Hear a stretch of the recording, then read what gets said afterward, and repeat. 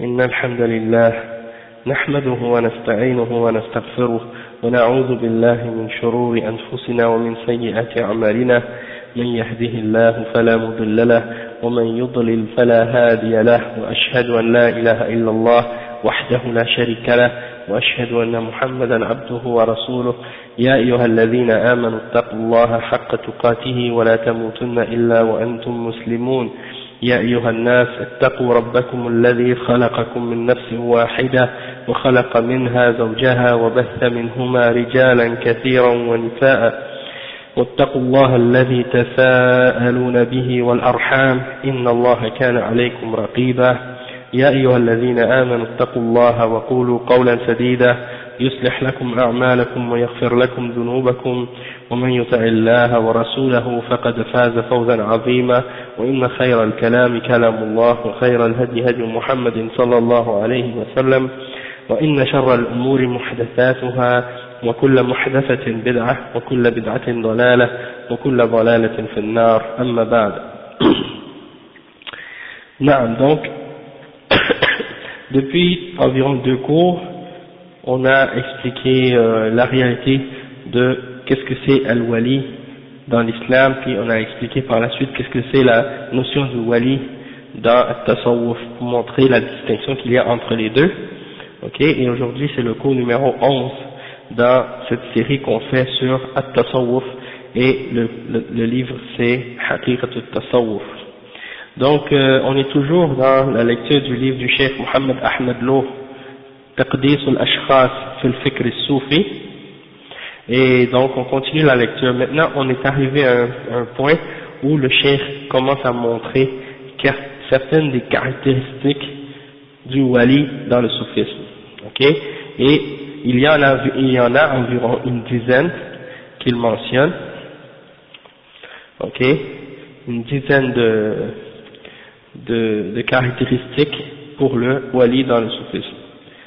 D'accord, donc on va les voir une par une, puis après on va rentrer dans d'autres détails. Wa alaykoum salam wa rahmatullah. Puis ensuite on va rentrer dans d'autres détails sur des aspects, des catégories, disons des niveaux plus élevés que juste le simple wali ordinaire, c'est-à-dire al-qutb. Qu'est-ce que ça veut dire dans le soufisme et tout ce qui a rapport avec ça. Donc là on commence avec la première distinction, la première caractéristique du wali dans le soufisme. Le cheikh dit al-wajh al-awwal at-tatawwur wa at-tawajud fi amakin mukhtalifa fi an wahid. Qu'est-ce que ça veut dire? Ça veut dire que pour eux le wali il évolue, il peut changer de forme et également il peut être à plusieurs endroits en même temps. Donc aujourd'hui, comme je disais, c'est un peu comme un cours de science-fiction soufi qu'on va mentionner aujourd'hui, des choses assez bizarres. Donc le cheikh il dit وفي ترجمة حسين ابن علي حسين أبي علي, ok, il y a des soufis ici qui sont mentionnés. Hussein ibn Ali, c'est un soufi qui est mort en 890, ok. يقول الشعراني dans la biographie de Hussein ibn Abi Ali, il dit كان هذا الشيخ من كمل العارفين وأصحاب الدوائر وكان كثير التطورات تدخل عليه بعض الأوقات تجده جنديا ثم تدخل فتجده سبعا ثم تدخل عليه فتجده فيلا ثم تدخل فتجده صبيا وهكذا.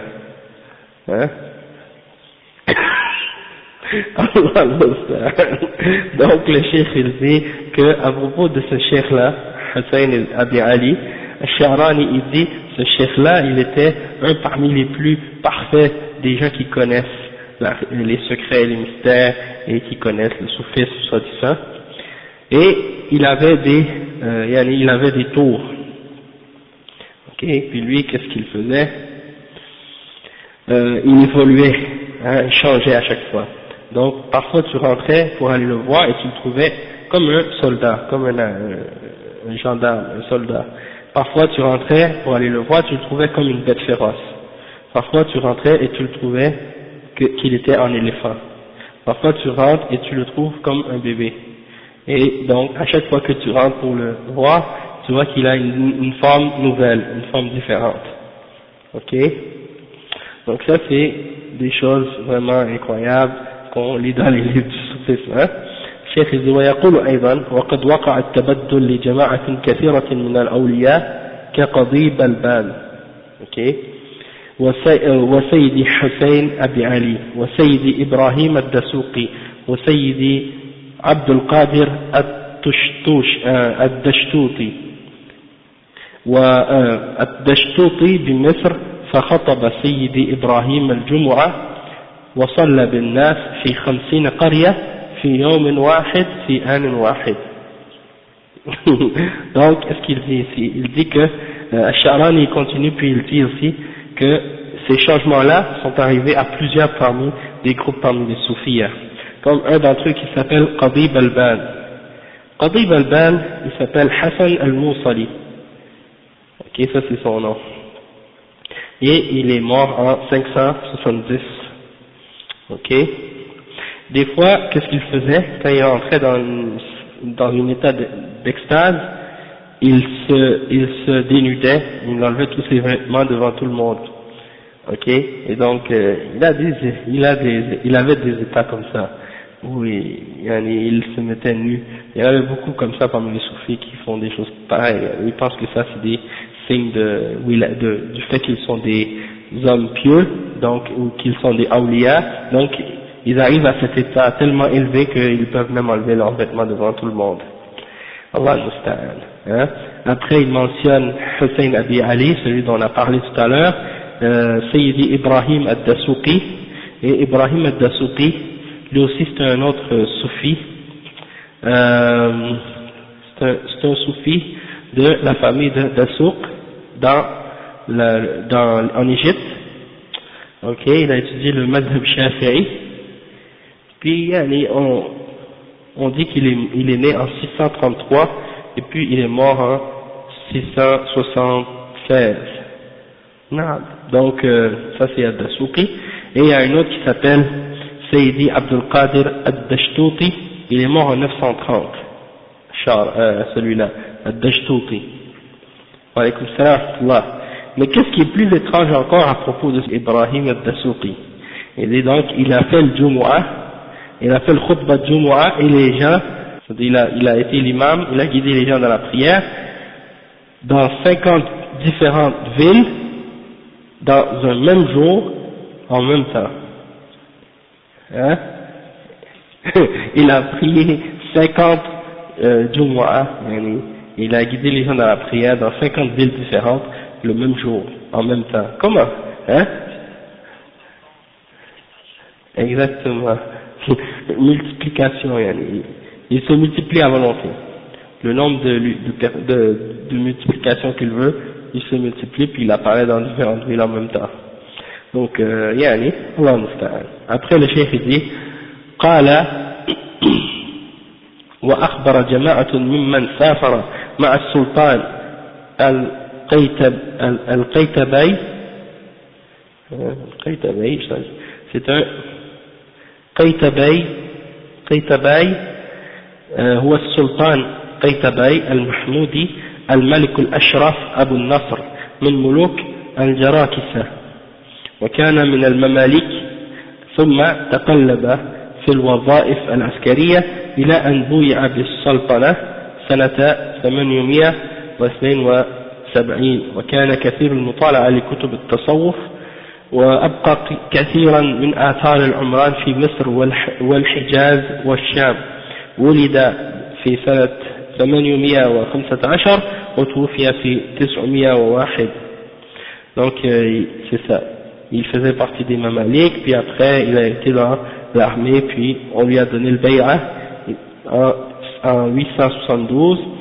Il lisait beaucoup les livres de soufis, puis il a laissé beaucoup de constructions en Égypte, au Hijaz, puis en Syrie. Il est né en 815, il est mort en 901.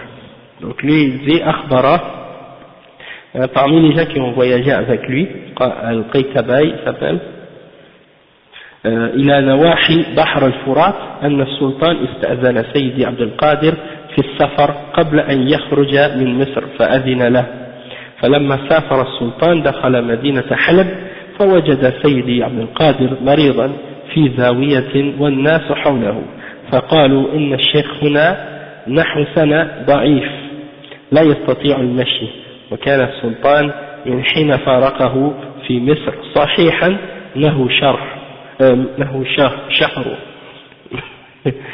Allah musta'an. Donc qu'est-ce qu'il dit?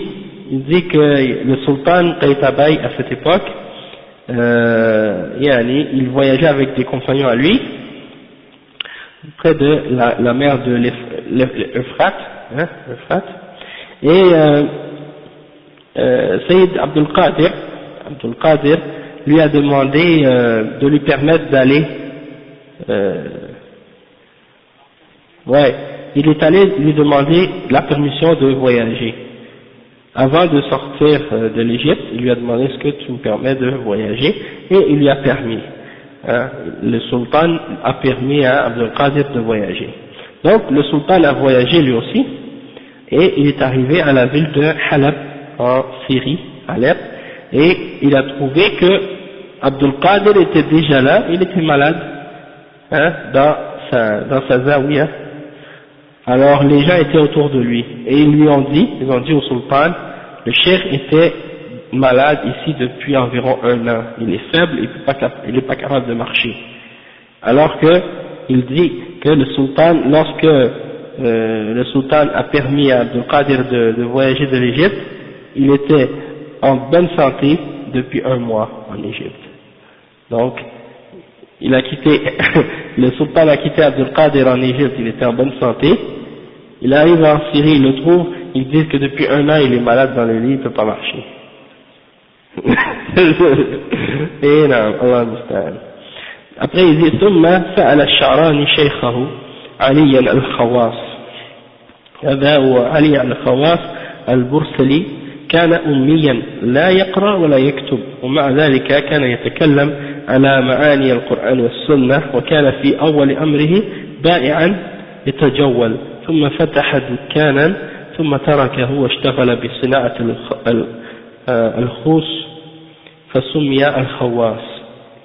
ويبدو أنه كان يفضل الأمية والجهل على التعلم، فيقول العلوم الإلهية لا تنزل إلا في الأوعية الفارغة.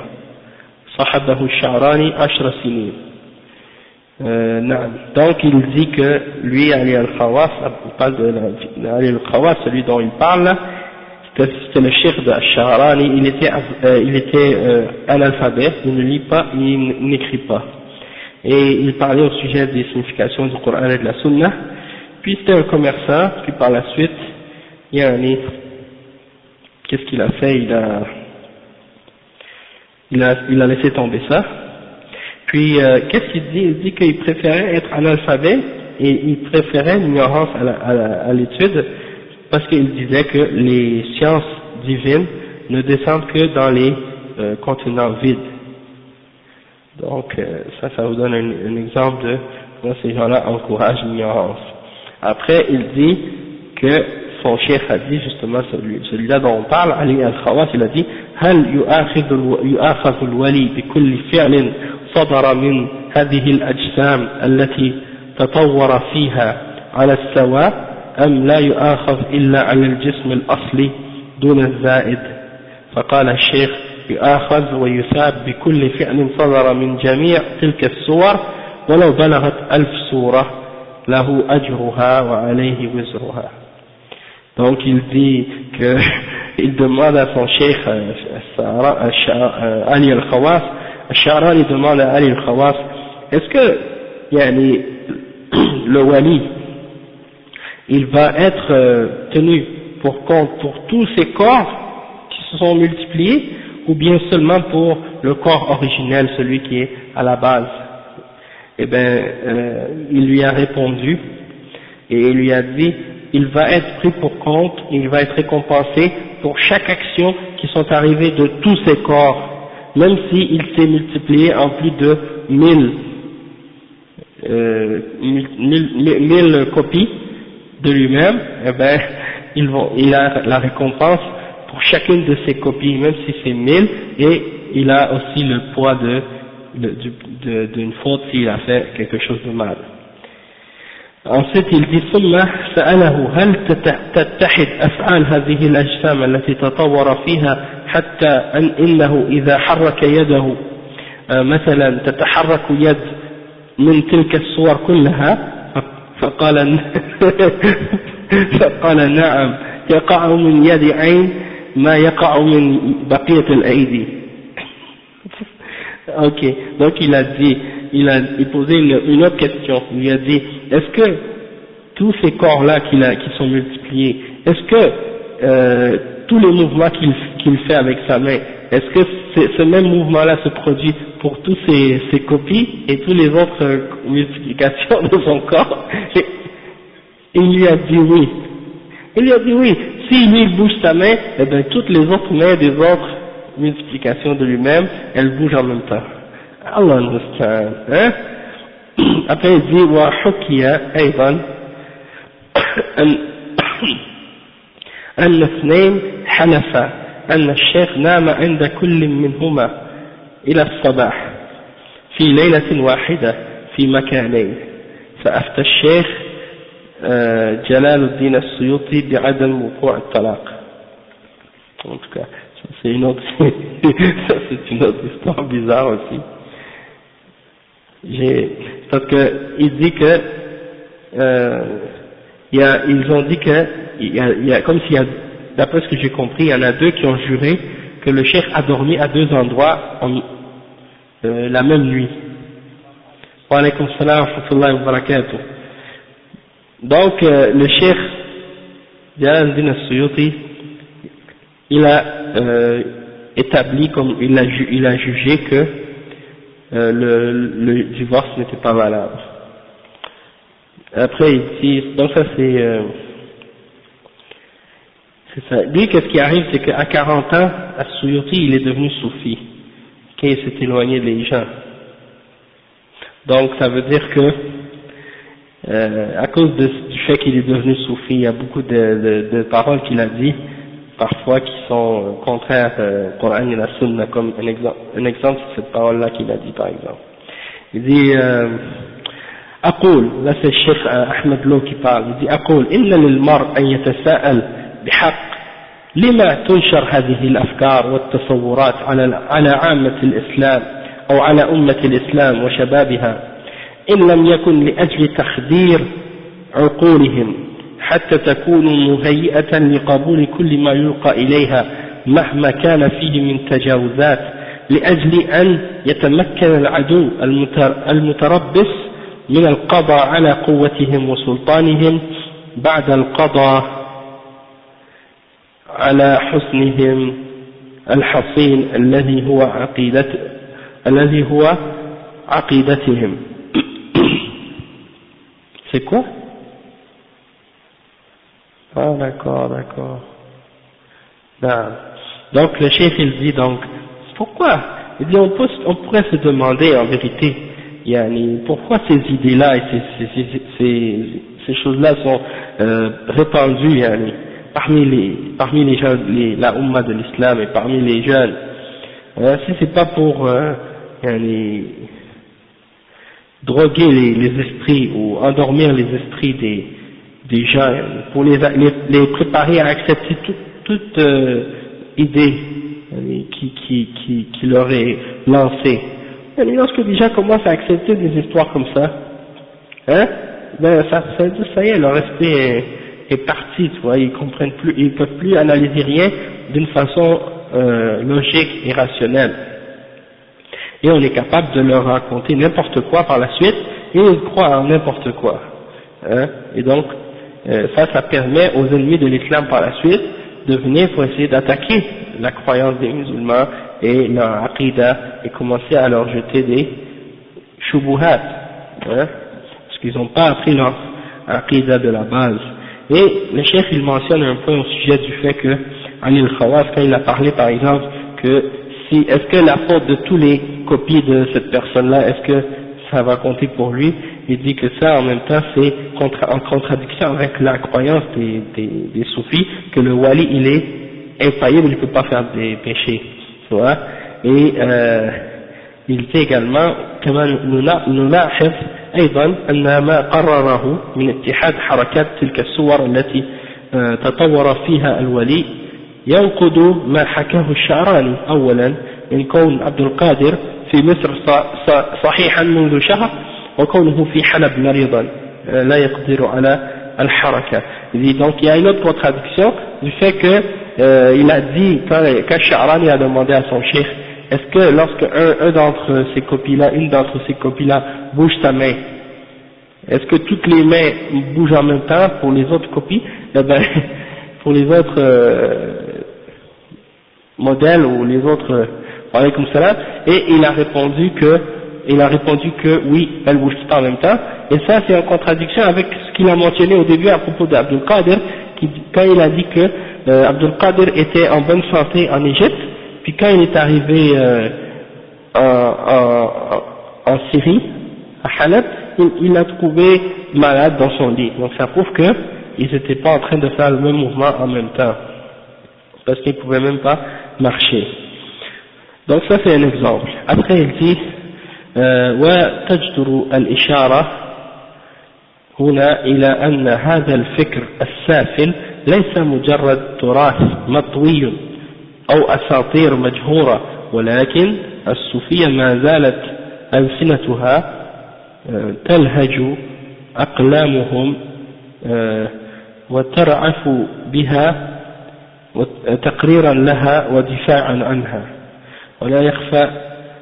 ولا يخفى على عاقل أن كثرة التناقضات والاضطرابات مشعرة بعدم الاعتماد على مصدر موثوق أو عدم ضبط المتكلم لما يقول أو بهما معا وهو الواقع بلا ريب. Donc il n'y a pas de doute que toutes ces contradictions puis ces différentes paroles contradictoires ici, ben ça montre qu'il n'y a pas de référence fiable dans la pensée des soufis, et qu'en réalité également qu'est-ce que ça montre aussi, ou bien ça montre que ils contrôlent pas réellement bien qu'est-ce qu'ils disent. Un d'entre eux dit quelque chose, puis après il va dire quelque chose encore qui est complètement contradictoire. Donc ça prouve quoi? Ça prouve que il invente n'importe quoi. Et quand quelqu'un invente n'importe quoi, eh ben il se contredit, c'est normal. Hein? Il n'y a rien qui se tient d'une chose à l'autre. Donc une fois il dit une chose, puis le lendemain il va dire quelque chose de contradictoire, puis il s'en aperçoit même pas. Après le chef dit فهذا صوفي ختمي متشيع سوداني يقول من أرغب قصص المدد الروحي قصة بعض الذين أسلموا على يد الشيخ المكاشفي أو المكاشفي في غرب أفريقيا ثم جاءوا لزيارته في السودان مع العلم أن الشيخ المكاشفي لم يغادر مكانه في الجزيرة ولم يذهب إلى غرب أفريقيا قط.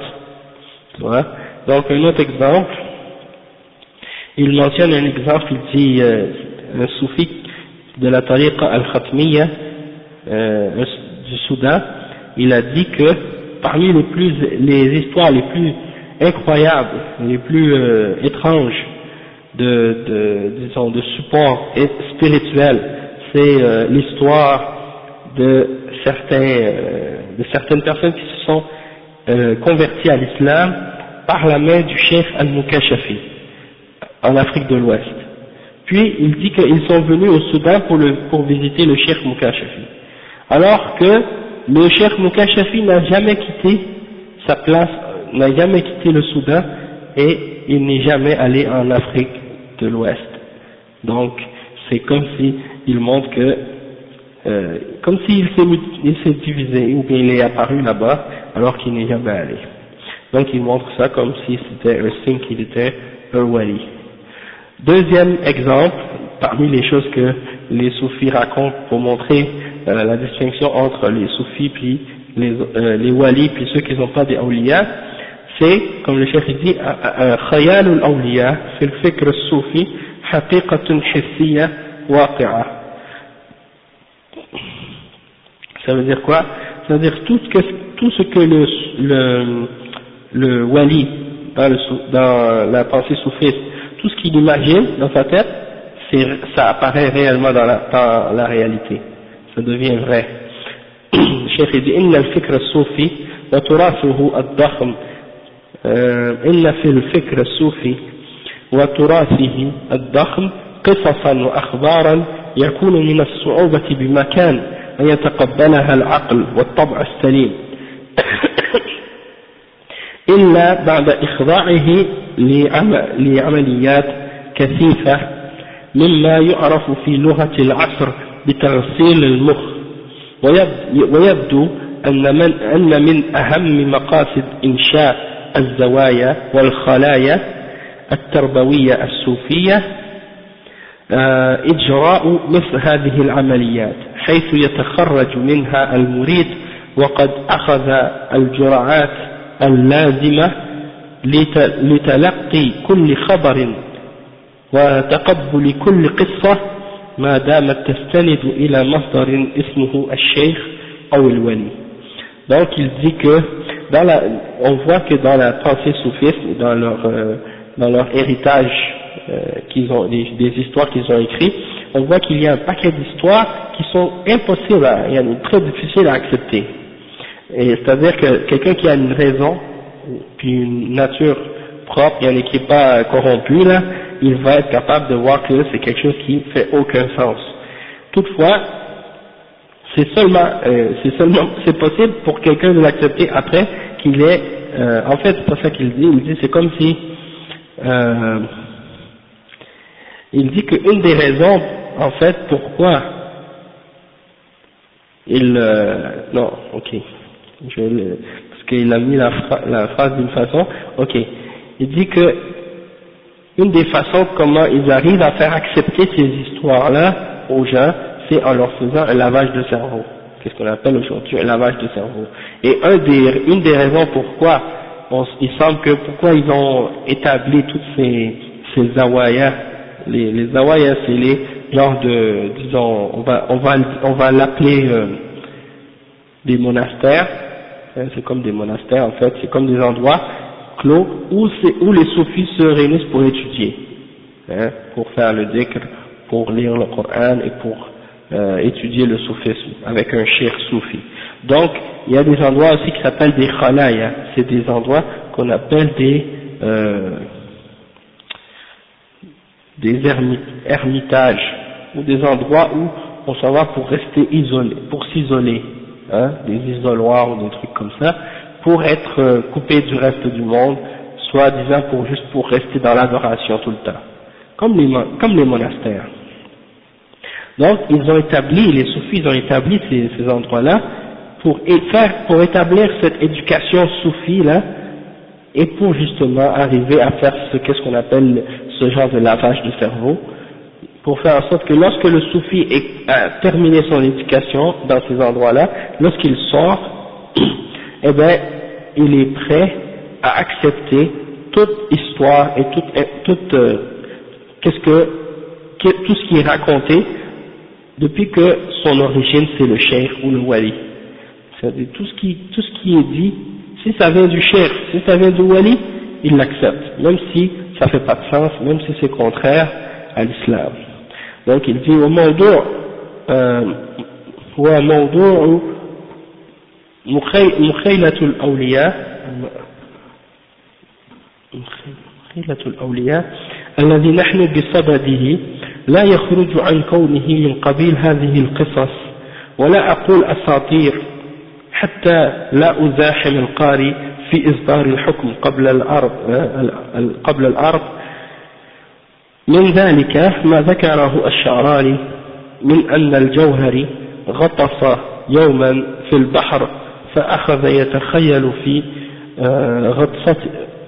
غطسته أنه سافر إلى بغداد وتزوج بامرأة هناك وأقام معها 6 سنين وولدت له أولادا ثم رفع رأسه من الماء فخرج ولبس ثيابه وحكى للناس قصته فكذبوه فلما كان بعد مدة سألت عنه امرأته وسافرت بأولادها إلى مصر فلما التقيا عرفها وعرفته وعرف أولاده وأقره على ذلك النكاح علماء عصره.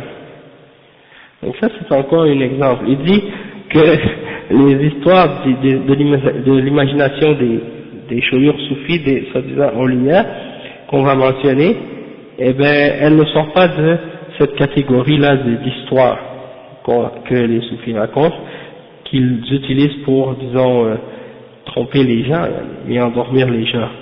Donc il dit que Ash-Sha'rani a mentionné que Al-Jawhari, un des soufis, il dit que c'est peut-être Abdurrahman ibn Ishaq Al-Jawhari, il dit que celui-là il est allé se baigner dans l'eau, dans la mer, et pendant qu'il était en train de se baigner, il a imaginé qu'il avait voyagé à Bagdad et qu'il s'était marié avec une femme et qu'il est resté 6 ans là-bas et qu'il a eu 2 enfants avec elle. Puis quand il a sorti sa tête de l'eau, il est sorti de l'eau et puis il est allé mettre ses vêtements. Puis là il est allé raconter cette histoire-là aux gens. Il était se baigner quelques minutes, quelques heures, peut-être 1 heure, peut-être moins que ça.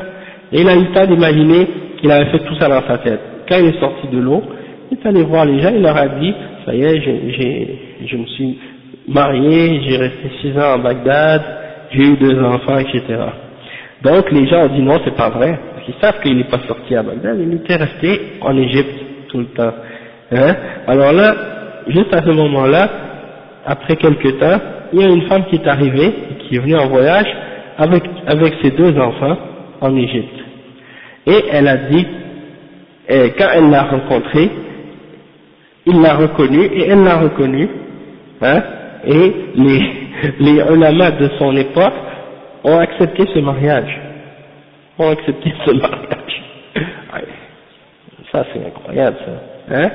الشيخ يقول مثل هذه القصة ما ذكره من أن شيخا صوفيا كرديا أقام في بلاد الأكراد مدة 6 أشهر ثم رجع إلى مصر وكل ذلك بعد صلاة العصر إلى الغروب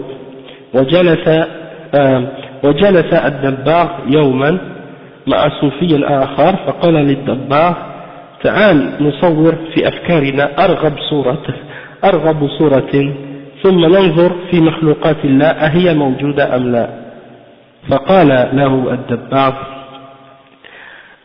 صور ما شئت فقال نصور مخلوقا يمشي على 4 وهو على صورة جمل وظهره كله أفواه وعلى ظهره سمعة على لون مخالف للون صاعدة إلى فوق وفي رأسها شرفات ومن شرافة منها يبول ويتغوط ومن شرافة أو شرافة أخرى يشرب وبين الشرفات صورة إنسان برأسه ووجهه وجميع جوارحه فلما فرغنا من تصويره حتى رأينا هذا المخلوق وله عدد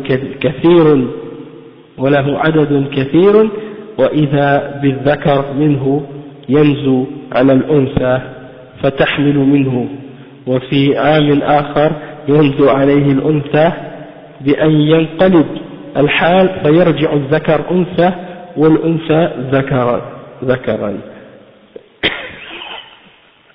Allah musta'an.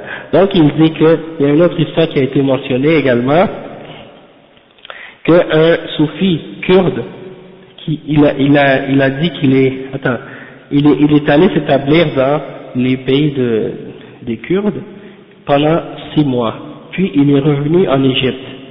Et tout ça, ça s'est passé après la prière de Asr jusqu'au coucher du soleil. Hein? Vous avez compris? Il est allé il est allé vivre dans le pays des Kurdes, il est resté 6 mois, puis tout ça, ça s'est passé entre la prière de Asr et le coucher du soleil. Oh, Einstein. Après, il raconte une autre histoire que Dabbar, il s'est assis avec un autre soufi un autre jour, puis Dabbar lui a dit, on va essayer d'imaginer la plus incroyable parmi toutes les images de créatures qui peut exister, puis on va regarder par la suite dans les créatures d'Allah, est-ce qu'elle existe ou non. Alors, Ad-Dabbar lui a dit, ok, imagine, qu'est-ce que tu veux? Alors, l'autre a dit, ok, on va imaginer une bête qui marche sur 4 pattes, et qui a l'apparence d'un chameau, et sur son dos, il y a des bouches, et afwa, ala zahrihi afwa, wa ala zahrihi souma'a. C'est quoi souma'a?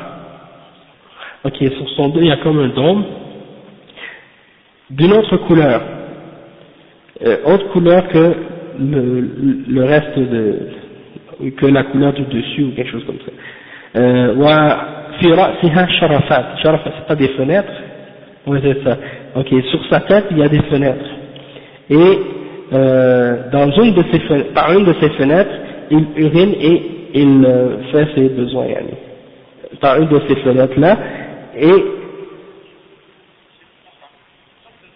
ouais, c'est comme une ouverture ou une porte, et par une autre ouverture, il boit, et par une autre de ces fenêtres, on voit l'image d'un être humain, avec sa tête, son visage, et tout son corps.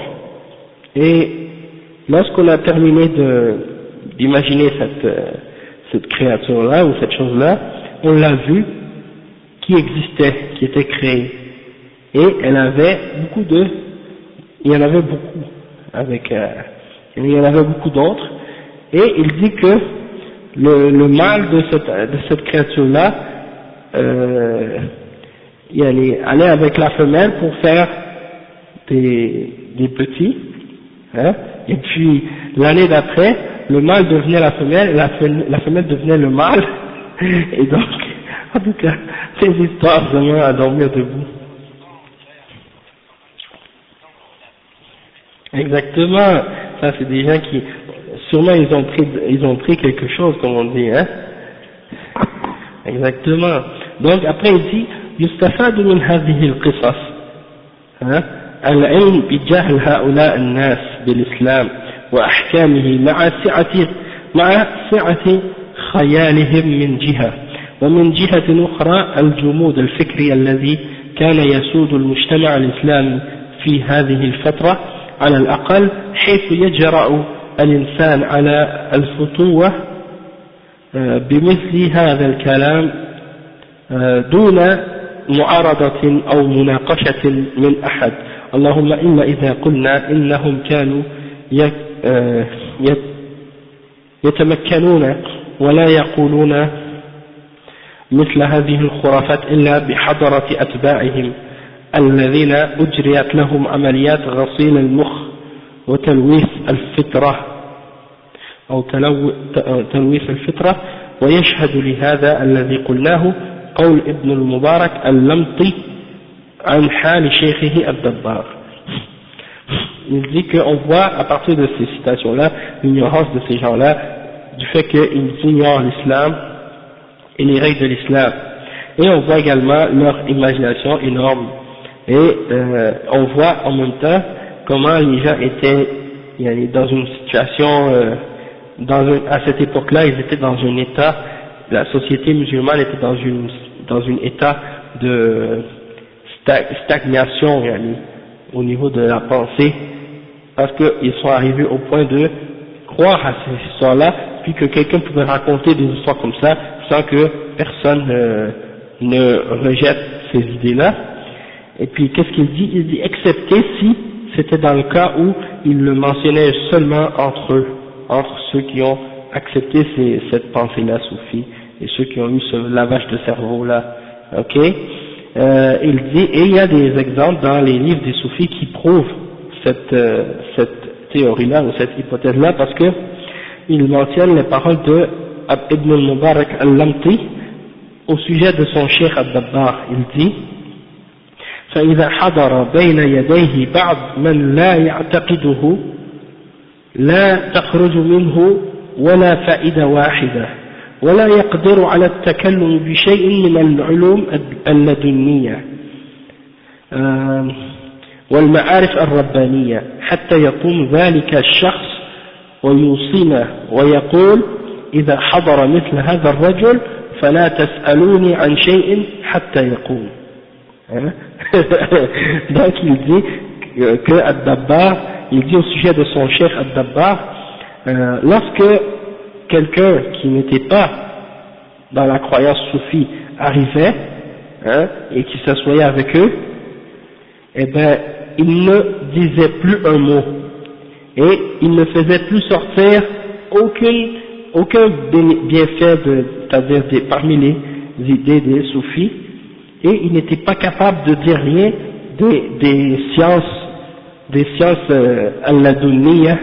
Et le chef il explique, il dit يطلق الصوفية على ما يلقى في القلب فيذوقه الملقى إليه ولا يستطيع التعبير عنها العلم اللدني نسبة إلى قوله تعالى وعلمناه من لدنا علما.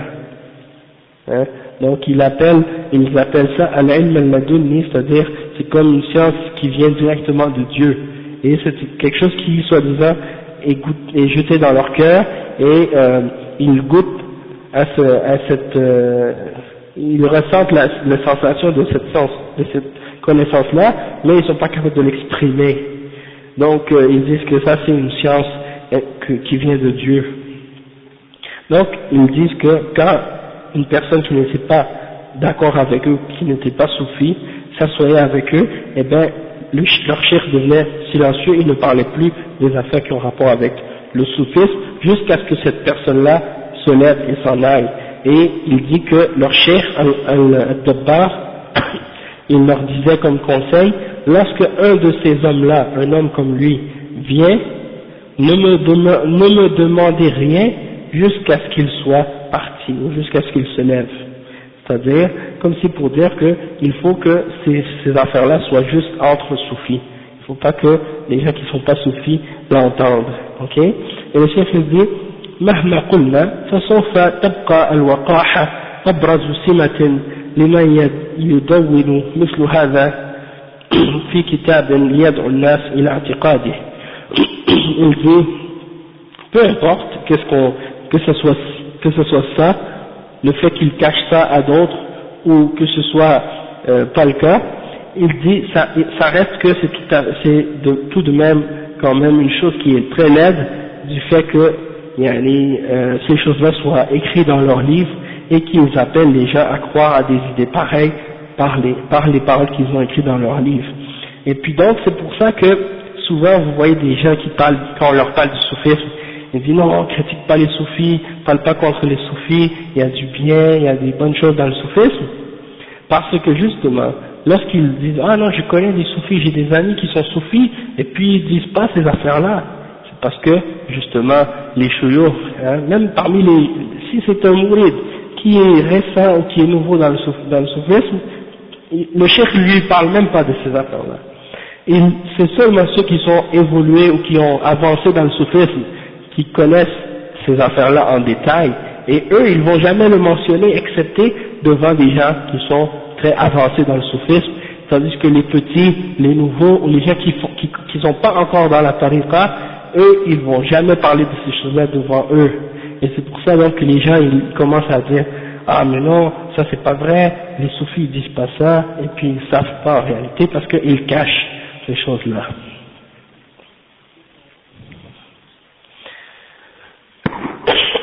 Ils disent que c'est Dieu qui donne la connaissance à certaines personnes. Et ça, ils se basent sur l'histoire de Khidr. Ouais, ok, avec Moussa. Ouais. Et ils prétendent que, ils prennent il y en a qui disent, ils rencontrent Khidr, et Khidr leur parle, des choses comme ça, et il y en a d'autres qui disent, ils ont directement Dieu qui leur parle, qui leur donne des connaissances. Ça, on va revenir. On a déjà parlé de ça déjà dans les autres cours, puis on va en parler encore plus loin, Inch'Allah, mais c'est juste pour dire en passant que ça c'est parmi leurs idées qu'ils pensent qu'ils ont une connaissance de Dieu directement, comme des prophètes en fait. Ça on va le voir tout à l'heure. Ou bien, si c'est pas aujourd'hui, ce sera dans les prochains cours, Inch'Allah. Après il dit ومن الخيال الخفض المماثل لما سبق قصة إبراهيم نياس. Ibrahim Nias, c'est un soufi Tijani qui est né en 1320 Hijri dans la ville de Tiba au Sénégal. Ok, et il a pris la tariqa Tijaniya de son père et il l'a répandue en Afrique de l'Ouest et en Nigeria. Il est mort en 1394. Il a beaucoup de livres et il a beaucoup de fidèles également. D'accord. Et un de ses élèves c'est Ali Sissi. Ali Sissi. Ali Sissi. Toi aussi tu es Sissi? Ah ah. Non. Donc il y a beaucoup de Sissi là qui sont des. En fait même justement il y en a un à Montréal qui est un de ses descendants là, un de ses proches. Ouais.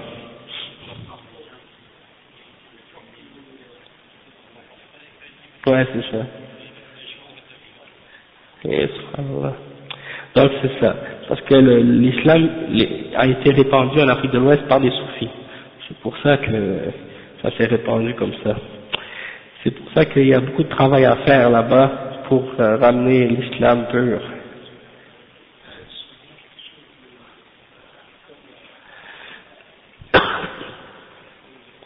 Non, ils sont très fanatiques. En tout cas, il dit le cheikh لما سبق قصة إبراهيم نياس التي ذكر فيها أنه بقي ينتقل من حضرة إلهية إلى حضرة أخرى مدة 3,300,000 سنة من أيام الله، وذلك كله كالمدة الواقعة بين الشفع والوتر. ثم علق على قصته بقوله سبحان الله العظيم يخص من يشاء بما يشاء. Donc il dit parmi les histoires imaginaires, qu'est-ce que Ibrahim Niass a mentionné dans des histoires? Il dit que il est resté, il a continué à se déplacer d'un état ou d'une présence divine à une autre, ou une station divine à une autre, pendant 3,300,000 ans. 3,300,000 ans des jours d'Allah. Et c'est une distance, tout ça c'est la distance entre le chef et le witr. Entre le chef et le witr. Et il dit que, à la fin de cette histoire, il a dit, louange à Allah, le très grand, qui yakhussu man yasha bima sha, c'est-à-dire, il donne comme comment yakhussu,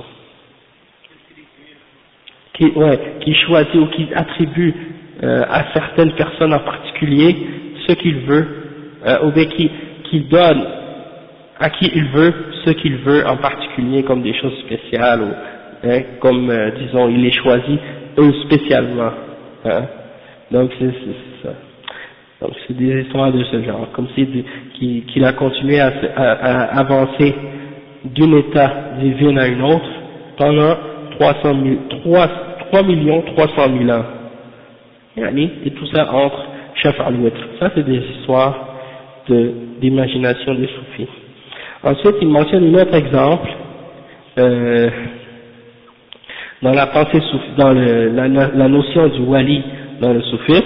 Ils disent ibahatu mukhalafat al-shari'a al-islamiyya lil-awliya fi al-fikr soufi, c'est-à-dire que dans la pensée soufie, le wali a le droit de contredire la charia islamique.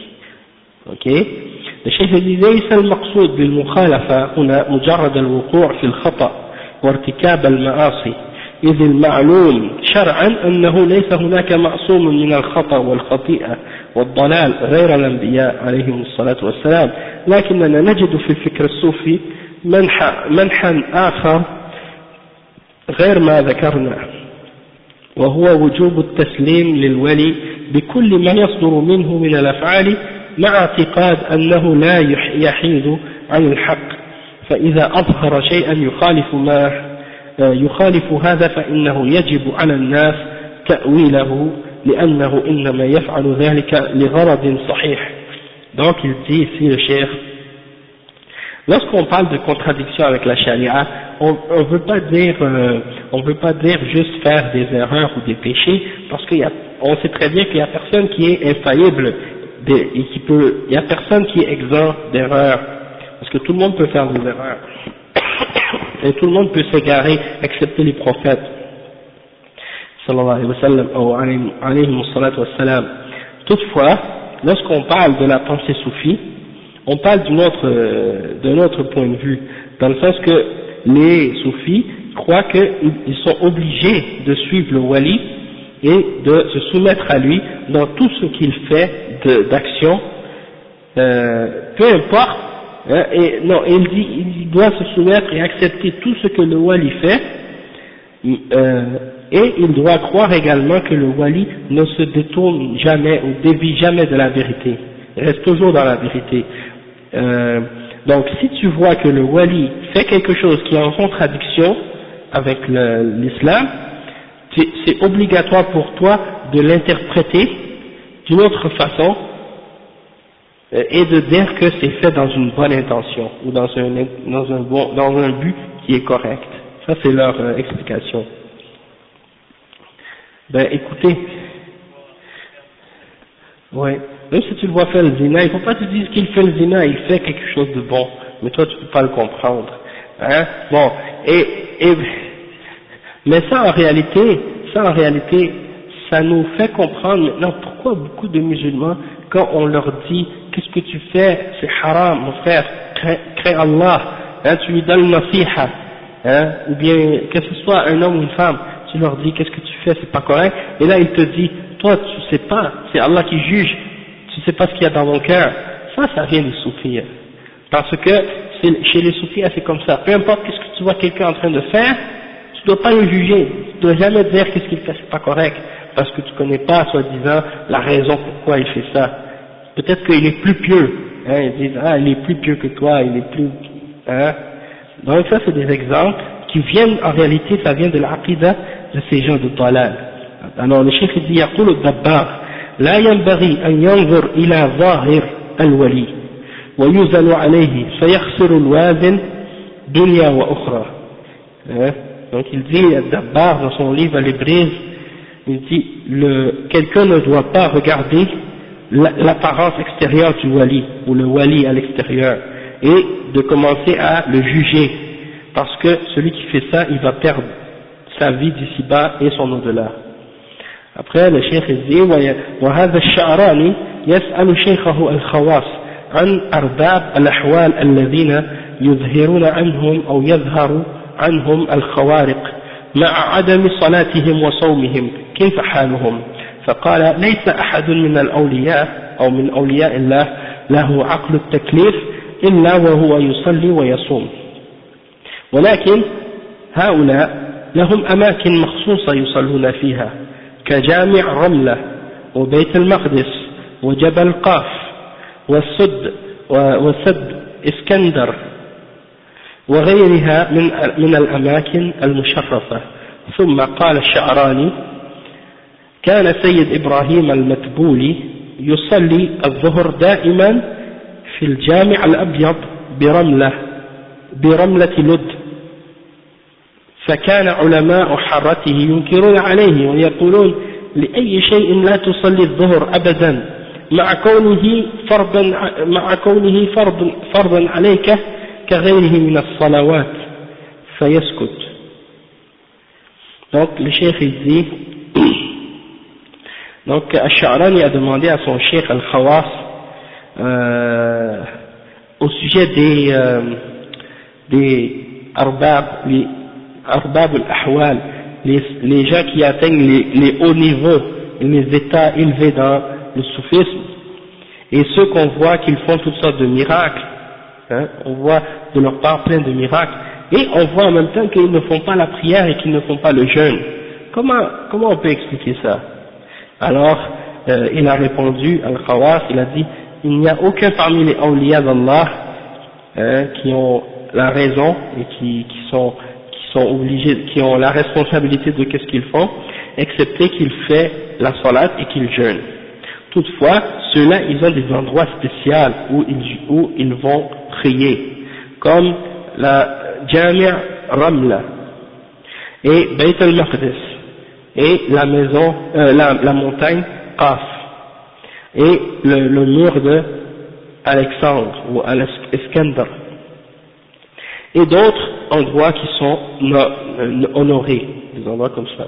Après, Al-Sha'rani a dit, et le Sayyid Ibrahim al-Matbouli, ça c'est également un autre soufi de l'Égypte, il dit que al-Matbouli, il faisait toujours la prière de Dhuhr dans la mosquée blanche de Ramla Lud. Ok, puis tout à l'heure vous allez comprendre c'est quoi ces montagnes, c'est quoi ces mosquées blanches et tout ça. Wa alaykum salam wa rahmatullah. La mosquée Lud, Al-Abyad, Ramla Lud et tout ça, c'est pas des mosquées comme on peut imaginer. C'est des mosquées dans des endroits ailleurs, dans d'autres dimensions.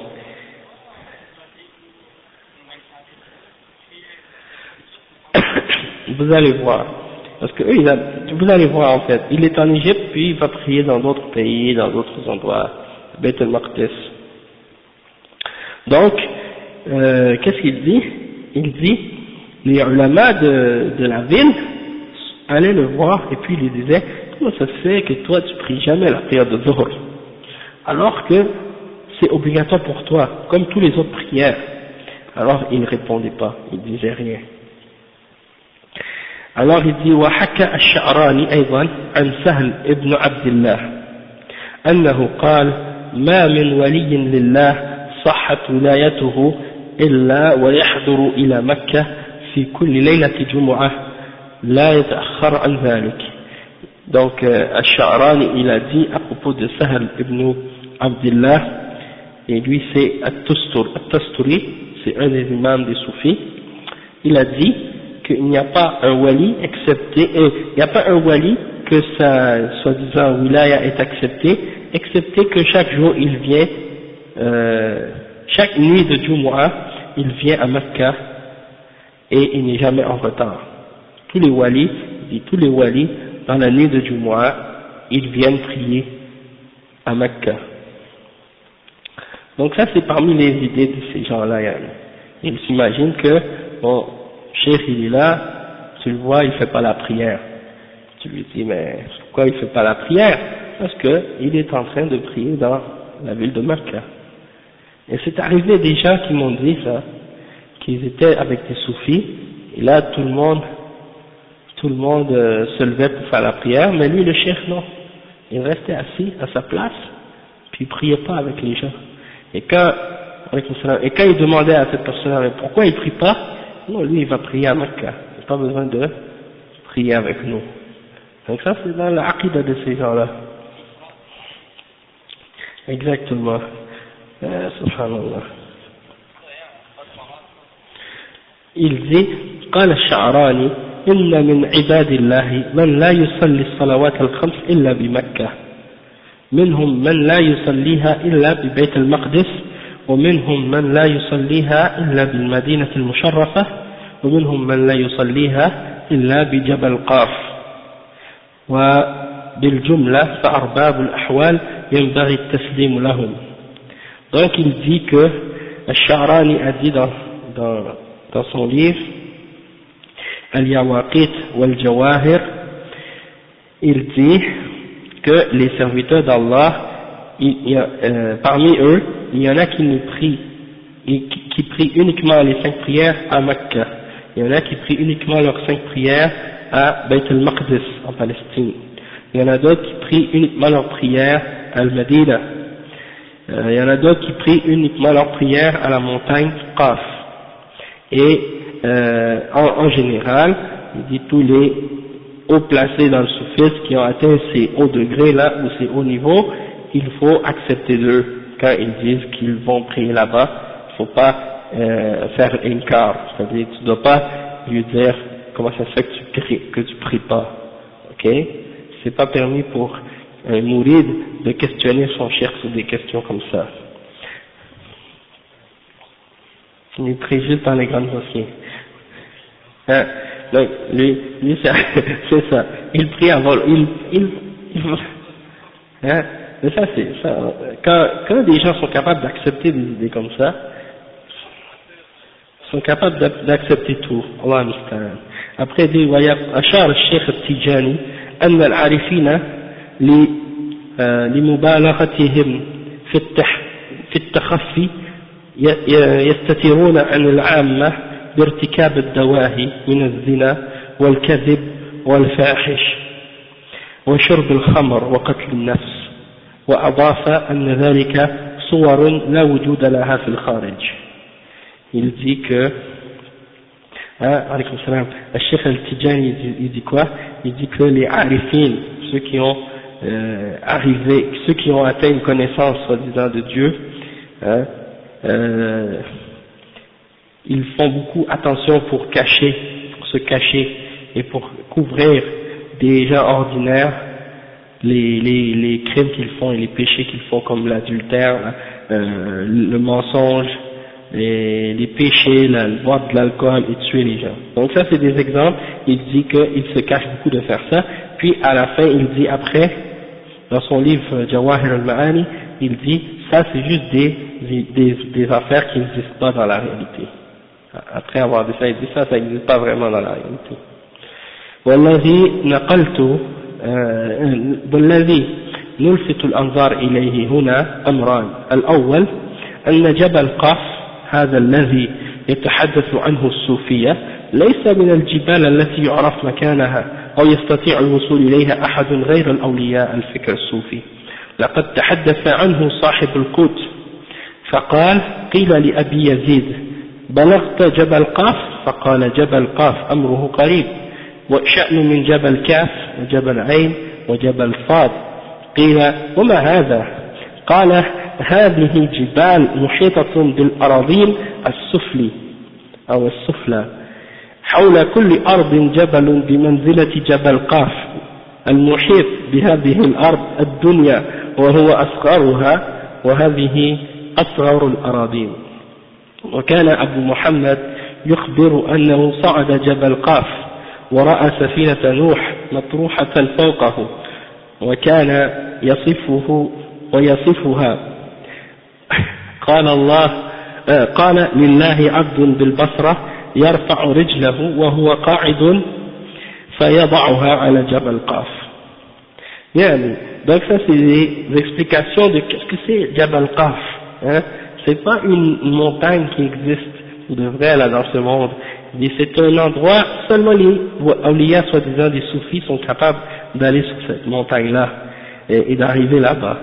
Donc il dit que un d'entre eux a parlé de cette montagne dans son livre, et il a dit, on a demandé à Abi Yazid est-ce que tu es déjà arrivé à Jabal Qaf? Et Qaf c'est une lettre dans la langue arabe, hein, la montagne Qaf. Donc il dit Jabal Qaf, il dit c'est très proche, hein, c'est un peu comme la montagne de Kaf et la montagne de Ain et la montagne de Sad, c'est d'autres lettres arabes. Il dit mais qu'est-ce que c'est que ça? Il dit ce sont des montagnes qui entourent les terres souterraines et ou les terres qui sont plus basses, et autour de chaque terre il y a une montagne qui est au même niveau que la montagne de Qaf et qui entoure cette terre. Et c'est la montagne de Qaf, c'est la montagne qui est la plus proche de notre monde à nous, et c'est la plus petite. Et elle est plus petite que les terres. Après il dit que Abu Muhammad a dit qu'il était monté au-dessus de la montagne de Qaf et il a vu que l'arche de Noé était en haut et il a décrit comment la montagne était et comment était l'arche. Et il a dit que Allah a un serviteur dans la ville de Basra, et quand il soulève son pied, quand il est assis, il la met sur la montagne de Qaf. Il met son pied sur la montagne de Qaf. Ça, c'est des affaires qu'on appelle science-fiction. Science-fiction soufiste. Et ça, c'est sûr, bien entendu, c'est des gens, on imagine qu'ils prennent beaucoup de drogue, pour arriver à avoir toutes ces imaginations-là. الله المستعان. يا شيخ دي فأنت ترى أن هذا الجبل المحيط بالأرض والذي يبدو من عبارته أنها أرض غير الأرض الذي نحن فيها لأنها موصوفة بأنها دنيا أي أقرب إلى أرضنا. ويؤيد هذا أن الشيخ الرفاعي وصف قاف فقال أرض بيضاء ما عصي ربنا فيها طرفة عين وفيها خلق عظيم لا يعلم عددهم إلا الله وما سمعوا خلق آدم ولا لعن إبليس. Le cheikh il dit que tu vois par les descriptions que tu as lues que cette montagne elle entoure la terre, et il dit que d'après ce qui est exprimé dans ces paroles-là, c'est pas la même terre que la terre sur laquelle on vit, parce qu'elle est décrite comme étant plus proche de notre terre. Et il dit que qu'est-ce qui supporte ça? C'est la parole de Al-Rifa'i, Ahmed Al-Rifa'i, un des chouïrs soufis, qui dit, en décrivant la montagne de Qaf, il dit c'est une terre qui est blanche, et personne n'a jamais désobéi à Allah sur cette terre-là, et il y a une grande création là-dessus, personne ne connaît le nombre excepté Allah, et ils n'ont jamais entendu parler de la création de Adam, ni de la malédiction de Iblis. Donc ça c'est des exemples de leur montagne où ils vont prier, ces awliya là. Donc on imagine qu'ils ne prient pas du tout. C'est bien, les soi-disant awliya, ils ont le droit de ne pas prier, et ils ont le droit de se priver, de se passer de jeûne. Et il dit والثاني أنه حسب المعطيات هذه التصريحات الصوفية لا مانع في الفكر الصوفي من أن يترك الولي الصلاة والصيام مع جماعة المسلمين، ولا مانع من أن يكذب الكذب الفاحش ويمارس الزنا ويشرب المسكرات ويقتل الأنفس البريئة، وعليك تجاه ذلك الدواهي إلا أن تؤول تركهم الصلاة بأنهم يصلون في أماكن أخرى مشرفة، أما ارتكاب الفواحش فيجب الاعتقاد بأنها صور وتخيلات لا حقيقة لها، ومن أبى إلا أن يزن أعمالهم بظاهر الشريعة فيصيبه الخسران الدنيوي والأخروي. فهذه البادرة الغريبة عن الإسلام فتحت المجال من جديد أمام أعداء الإسلام ليتقولوا عليه ما لم يقل ويلصقوا به ما هو منه بريء. فيقول نيكلسون وعلى كل حال قالوا يعني المسلمين إن أهل الحق الذين تولى الله بواطنهم لا يحكم عليهم بظواهرهم، فإن علمهم بالغيب قد يحملهم على فعل ما يخالف ظاهر الشرع والأدب. Donc encore une fois le cheikh il dit donc d'après ce qu'on a lu des paroles des soufis dans la pensée soufiste, le wali il peut laisser la prière et il peut laisser le jeûne, et il peut faire toutes sortes de péchés comme mentir, faire le zina, boire l'alcool ou tuer des gens qui sont innocents ou des choses comme ça.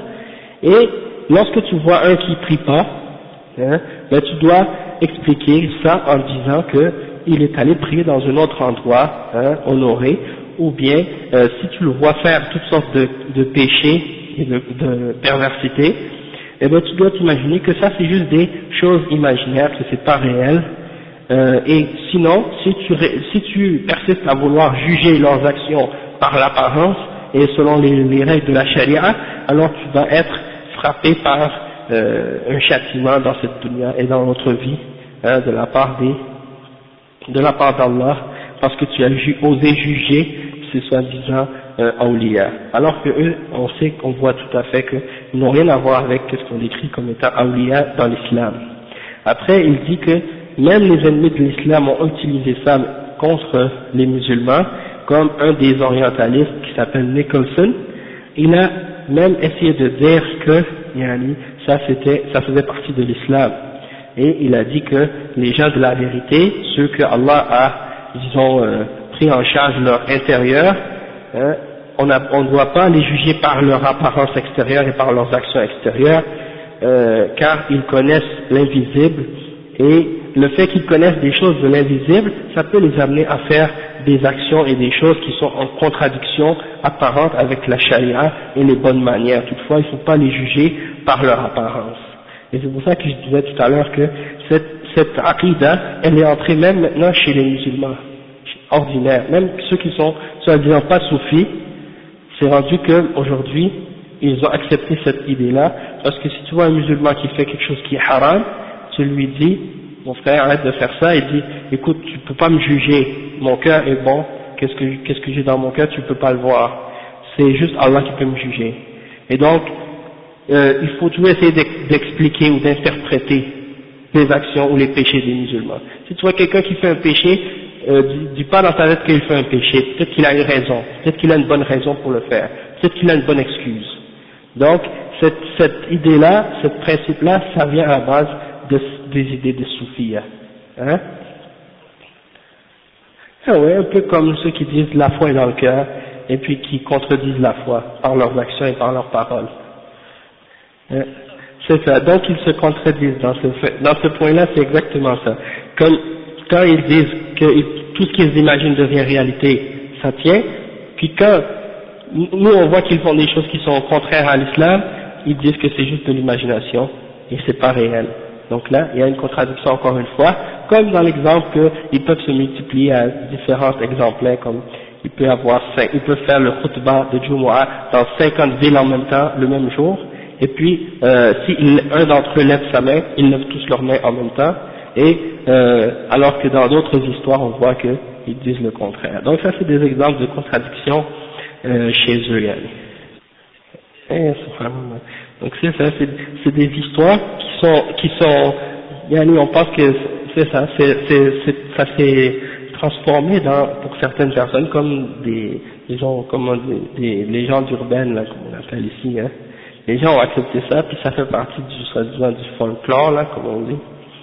Le chef il dit ensuite comme quatrième caractéristique du soufi, des awliya chez les soufis, annahum ya'lamun al-ghayb, c'est-à-dire ils connaissent l'invisible. إن النصوص الصوفية القاضية بأن الأولياء يعلمون الغيب بلغت من الكثرة بحيث تفوت العد والإحصاء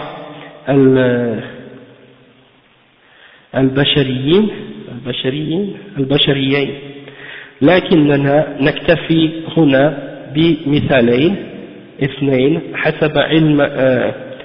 فحسب علما بأن هناك مبحثا خاصا بهذا الموضوع أفصل فيه ما أمكن تفصيله واقتضاه الإيجاز غير المخل مع مناقشته ومناقشة عملية. Il dit le cheikh qu'il y a beaucoup d'exemples de citations dans les pensées soufis qui montrent que ils croient que leurs awliya connaissent l'invisible. Et il y a un chapitre plus loin dans le livre qui parle juste de ça. Donc il va juste donner deux exemples maintenant. Il dit المثال الأول يقول الشعراني ناقلا عن شيخه الخواص قوله العارف له أن يقول أنا أعرف الآن ما تكتبه الأقلام الإلهية في شأني ويكون صادقا. Il dit que Al-Sha'rani a dit au sujet de son cheikh Al-Khawas que la personne, Al-Arif, c'est-à-dire le wali qui connaît Allah, qui connaît les secrets soi-disant d'Allah, eh bien, il dit, s'il dit, je connais maintenant ce que les plumes divines écrivent à mon sujet, eh ben il est véridique quand il dit ça. Ok. Ensuite il dit والمثال الثاني يقول أحمد ابن المبارك في معرض سرده لأنواع المعارف التي استفادها من شيخه عبد العزيز الدباغ وكذا سمعت منه من المعرفة باليوم الآخر وجميع ما فيه من حشر ونشر وصراط وميزان ونعيم باهر ما تعرف إذا سمعته أنه يتكلم عن شهود وعيان ويخبر عن تحقيق وعرفان وأيقنت حينئذ بولايته أو بولايته العظمى. Il dit que Ahmed ibn al-Mubarak il parlait de son cheikh Abdul Aziz al-Dabbar. Il disait que lorsque tu l'entends parler de ses connaissances sur le jour dernier et sur tout ce qu'il y a dedans, comme par exemple le rassemblement et au jour dernier le pont qu'il y a sur l'enfer et la balance et le paradis et tout ce qu'il y a de délices dedans, lorsque tu l'entends parler de ça, tu le vois qu'il parle comme s'il est témoin, qu'il le voit avec ses yeux, et donc il t'informe de ça d'une façon exacte, comme s'il le voyait avec ses yeux, et donc tu vas être convaincu lorsque tu vas l'entendre parler de cette façon-là qu'il a atteint le plus haut niveau de al-wilaya, c'est-à-dire c'est un parmi les plus grands wali. Et le chef dit وأحسب أن هذا النص كسابقه ليس في حاجة إلى تحليل فإن المعرفة باليوم الآخر وجميع ما فيه إن لم يكن من أنواع الغيوب فليس هناك غيب أصلا إذ العلم بشيء من ذلك مقيد بما ورد في الكتاب والسنة ونحن نعلم أن الدباغ لم يستفد هذا العلم المزعوم منهما لأمور أن تلميذه الراوي صرح بأنه يتحدث عن شهود وعيان والثاني تفصيل جميع ما في الآخرة لم يأتي في الكتاب والسنة بل جاء فيهما غالبا إجمال تلك الأمور حسب ما يقتضيه الترغيب والترهيب والثالث أن الدباغ أمي لا يقرأ الكتاب ولا السنة كما صرح بذلك ابن المبارك نفسه. Donc il dit que ce dernier texte-là qu'on a mentionné, comme l'autre qui était mentionné avant, ça nous montre que la connaissance, il dit on doit savoir premièrement que la connaissance des choses qui vont se passer dans le jour dernier et tout ce qui a rapport avec le jour dernier, ça fait partie du rêve, ça fait partie de l'invisible. Et que si ça fait pas partie de l'invisible, alors il n'y a pas d'invisible du tout. Hein. Et donc il dit que tout ce qu'on sait au sujet du jour dernier et de ces choses-là, ça doit être, disons, limité par qu'est-ce qui est dans le Coran et dans la Sunna. Donc on sait, le cheikh il dit, on sait que quand Ahmed ibn Mubarak parle de son cheikh et qu'il dit qu'il a connu ces choses-là en détail, il prétend pas que son cheikh a appris ça dans le Coran et dans la Sunna. Il prétend qu'il l'a appris lui-même, soit directement d'Allah, ou bien soit qu'il prétend qu'il ait une connaissance du ghaib.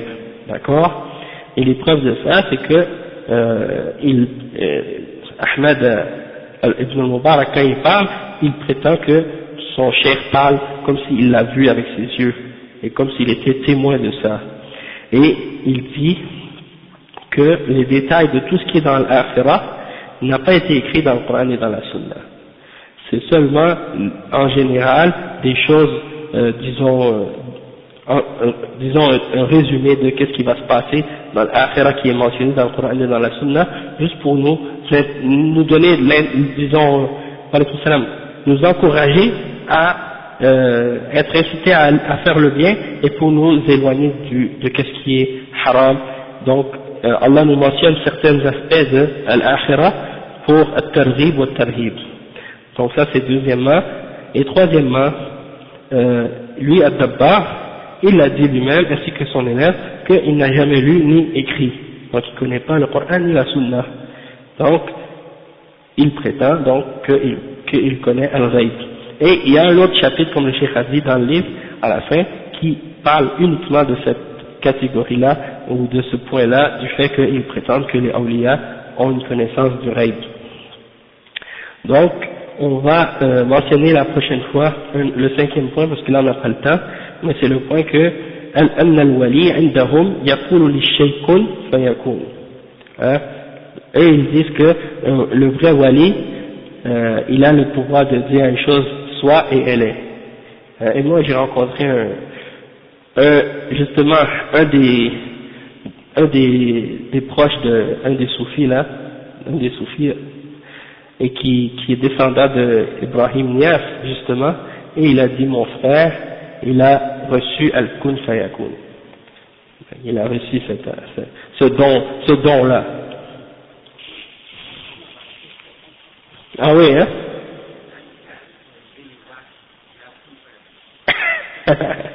Donc ça c'est grave ça. Ça c'est juste Allah qui a al-kun fayakun, personne d'autre à part lui.